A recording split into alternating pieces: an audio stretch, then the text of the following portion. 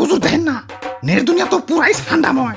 আপনি তো পুরাই ভাইরাল হয়ে গেছেন, নেটে ঢুকলেই খালি আপনার ছবি। কি কও তাই নাকি?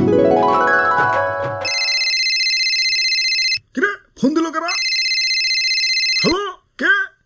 ও সময় টিভি, ইন্টারভিউ দিতে হইব। বাহ ভালোই তো।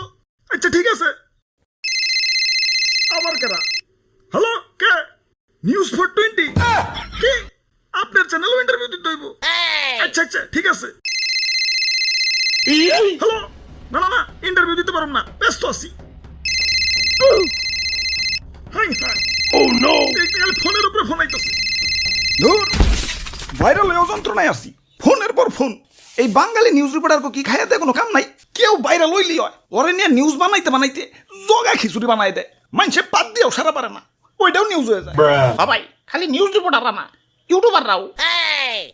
তাই ভাইরাল হয়ে ভালোই লাগতাছে, নিজের পুরো মেগা স্টার ফিল হইতাছে। সাকিব খানরে ফোন দিয়ে ক বরবাদ টুতে যেন আমারে রাখে।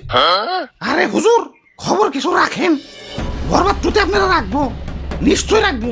তো এই অ্যাক্টর হিসেবে না, খাবার টেবিলের খাবার হিসেবে। কি কও তুমি?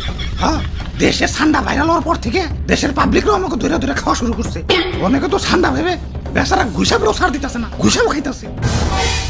কও কি সৌদির কফিল কি বাংলাদেশে বললো নাকি? হুজুর, এইমাত্র খবর পাইলাম সুলতান ডাইনে ঠান্ডা বিরিয়ানি চালু করছে।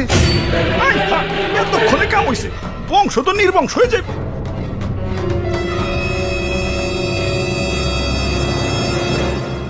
না, অনেক হয়েছে, আর না, এর একটা ভিত করুনি লাগবো।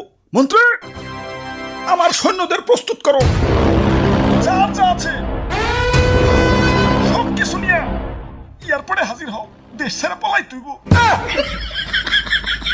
গুইসাপ, তোমরাও চলো, যে দেশে ইন্টারনেট নাই ওই দেশে যাবো।